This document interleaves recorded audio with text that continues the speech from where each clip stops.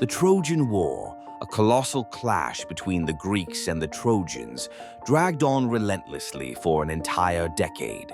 Imagine the weary soldiers on both sides, their hopes for victory slowly eroding as the years passed.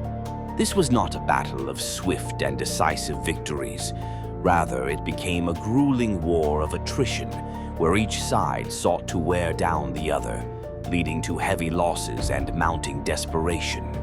The battlefield was a testament to human endurance and the devastating costs of such prolonged conflict. Among the Greeks stood formidable heroes whose names echoed across the lands: Achilles, known for his unparalleled prowess in battle, and Ajax, a giant of a man whose strength was legendary. Yet, even these mighty warriors could not escape the relentless toll of war. Achilles, invincible to all but his own fate, fell, leaving the Greeks to grapple with the loss of their greatest champion. Ajax, too, was claimed by the bitter hand of fate, his fall a stark reminder of the war's ceaseless demand for sacrifice. On the other side, the Trojans, led by noble Hector, faced their own trials. Hector, the pride of Troy, was a beacon of hope for his people, yet his life too was tragically cut short. His death cast a long shadow over Troy, leaving its defenders to rally under the less capable Paris, whose role in sparking the conflict was as infamous as his skills in leadership were lacking.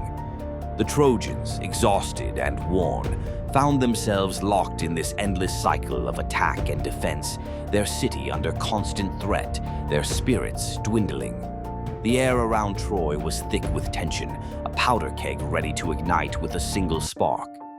Both sides knew that something had to give, and soon.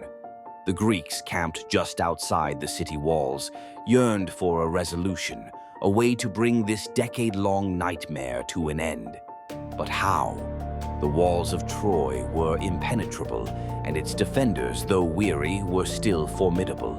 It seemed as though the war would carry on indefinitely. Then came Odysseus, the clever and cunning king of Ithaca, known far and wide for his quick wit and strategic mind. Where others saw an impasse, Odysseus saw an opportunity. He understood that brute force alone would not topple Troy. Instead, he devised a plan that would go down in history as one of the most ingenious and deceptive strategies ever conceived. It was a plan that would rely not on the strength of arms, but on the art of deception.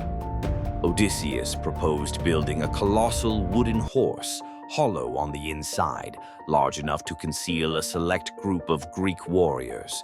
This horse would be left as an offering to the gods, a symbol of the Greeks' supposed surrender and retreat. The plan hinged on the Trojans believing this ruse, luring them into a false sense of security. If it worked, it would be their downfall. The Greeks embraced the plan, seeing in it their best chance for victory. They set to work constructing the enormous wooden horse with meticulous care. As the structure took shape, so too did their hopes for a swift end to the conflict. The horse, a marvel of craftsmanship and cunning, was completed and left at the gates of Troy, a seemingly innocent gift from one war-weary side to another. As dawn broke over the plains of Troy, the city awoke to find this mysterious offering. The Trojans, curious and cautious, debated what to do. Some, like the wise Laocoon, warned against accepting gifts from their cunning enemies, fearing treachery. But others, eager for a sign of peace after years of relentless war, saw the horse as a token of Greek submission, a sign that the gods were finally favoring Troy. The voices of caution were drowned out by the clamor of those seeking an end to the strife. They persuaded the city's leaders to bring the horse inside the fortified walls, a decision that would seal their fate. As the horse was wheeled into the city, the Trojans celebrated, their spirits lifted by the belief that their long ordeal was finally over. Night fell over Troy, and with it came a deceptive calm. The Trojans, believing victory was near, let their guard down. But inside the horse, concealed within its wooden belly, lay the heart of the Greek plan. Odysseus and his chosen warriors waited in silence, their breath held, knowing that the moment of truth was approaching. As the city slept, the Greeks prepared to strike. The suspense was palpable, the tension electric. Would the plan succeed? Would the Trojans discover the ruse before it was too late? As the night wore on, the stage was set for the next act in this epic saga, a turn of events that would change the course of history and bring the city of Troy to its knees. And so, as we stand on the precipice of this pivotal moment, we must ask ourselves, what will unfold when the dawn breaks once more? How will this tale of deception and strategy reach its climactic conclusion? In the next section, we will dive deeper into the unfolding drama as the Greeks execute their daring plan, and the fate of Troy hangs in the balance. The night was heavy with anticipation, the air thick with the quiet confidence of the Greeks. After a decade of unyielding conflict, they were on the verge of executing a plan so audacious that its success would hinge entirely on its secrecy. The craftsmanship of the massive wooden horse was a testament to their resolve and ingenuity. It was a towering edifice, meticulously constructed under the leadership of the cunning Odysseus, who was known for his wit and resourcefulness. Every beam and plank was a piece of the puzzle, designed to deceive and win the war that had dragged on for far too long. Inside this colossal structure, the air was cramped and stifling. Odysseus, along with some of the bravest Greek warriors, crouched in silence, their hearts pounding with the weight of the mission. Each man was acutely aware that the fate of their homeland and the outcome of the Trojan War depended on their stealth and patience. The space was so tight that each breath had to be measured and controlled, lest a single sound betray their presence to the unsuspecting Trojans. As they waited, the Greeks outside the city made a theatrical display of retreat. In a carefully orchestrated maneuver, they set sail with their ships, leaving behind the giant horse as an apparent offering to the gods. The sight of the Greek armada disappearing over the horizon was a masterstroke of deception. It played perfectly into the hopes of the weary Trojans, who had long sought a sign that the gods were finally smiling upon them. With the Greeks seemingly gone, the Trojans believed their prayers had been answered and that victory was within their grasp. The horse itself was inscribed with dedications to Athena, the goddess of wisdom and warfare. This clever touch was meant to further convince the Trojans that the horse was a sacred gift, a peace offering left by the Greeks in their supposed surrender. The Trojans, desperate for peace and eager to believe that the gods had intervened on their behalf, fell for the ruse. They opened their gates and wheeled the horse into the heart of the city with great fanfare and celebration, unaware that they were sealing their own doom. As the night deepened, the city of Troy was alive with celebration. The Trojans feasted and drank, their spirits buoyed by the belief that the long siege was over and that they had emerged victorious.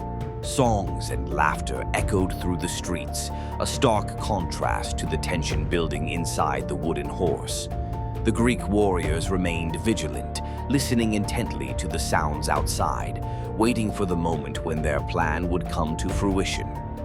Midnight approached, and with it, the city of Troy succumbed to a deep, exhausted slumber. The fires from the celebratory feast had burned low, casting flickering shadows across the city walls. It was then, in the dead of night, that Odysseus and his men prepared to make their move.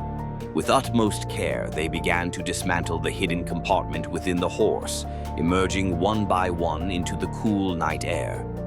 Odysseus, ever the strategist, led his warriors through the darkened streets of Troy. Their footsteps were silent, their movements swift and deliberate.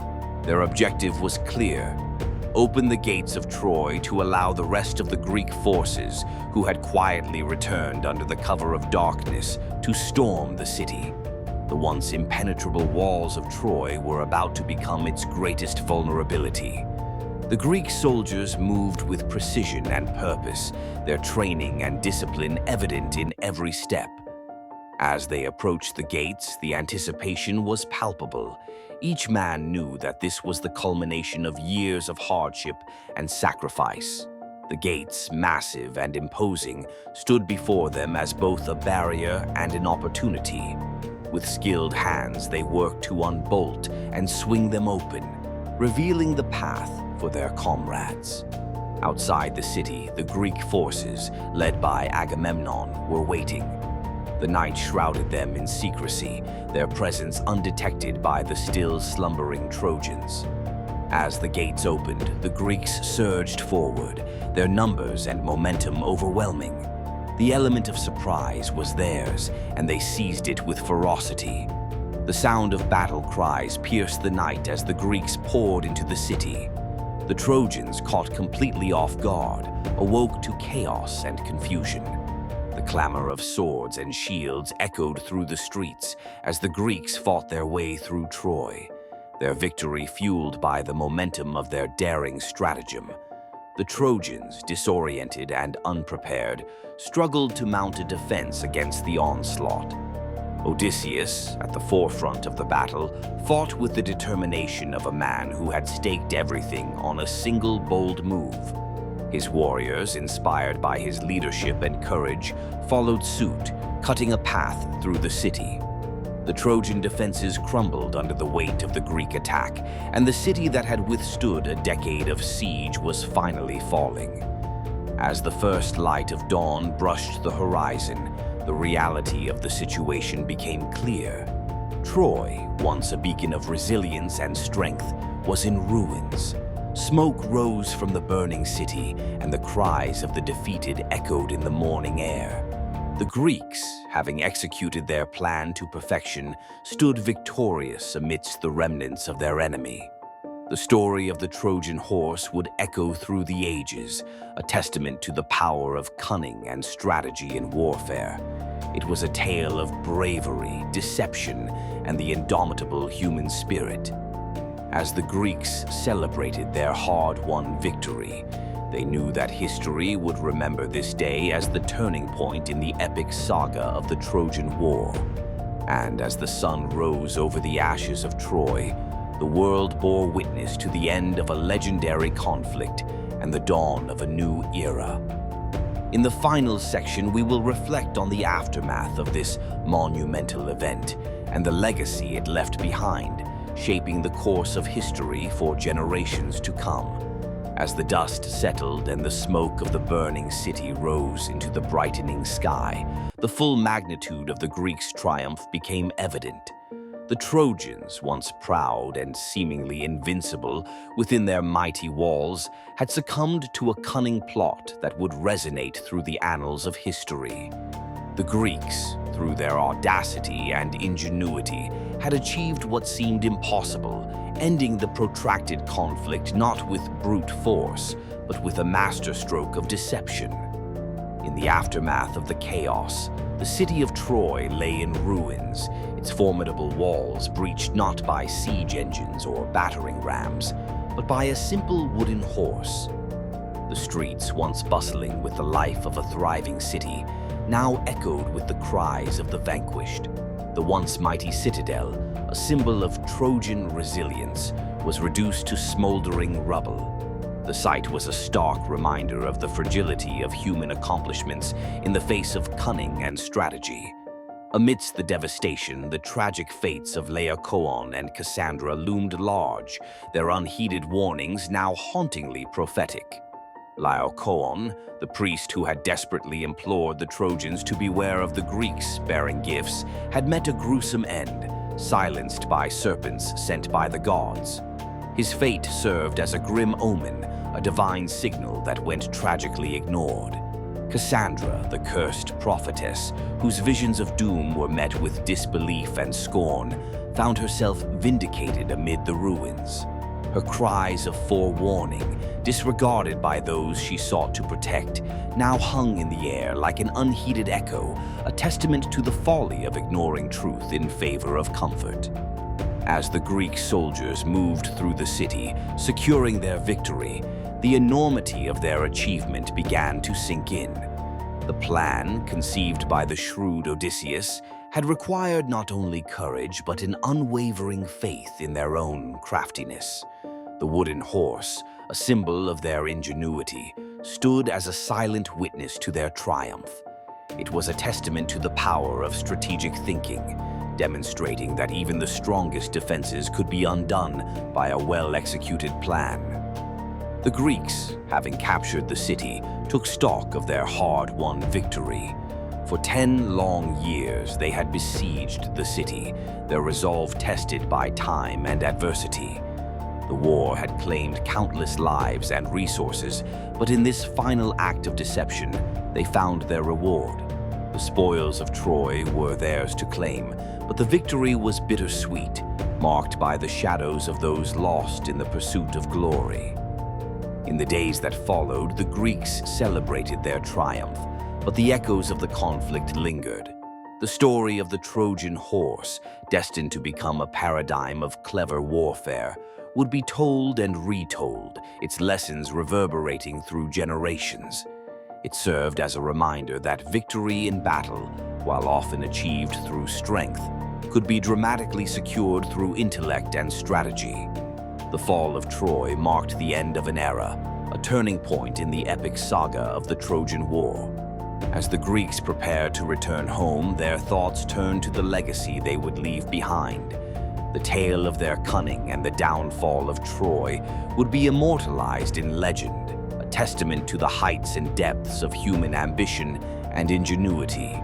It was a story of heroes and tragedies, of battles fought not just on fields, but in the minds of those who dared to dream of victory against insurmountable odds.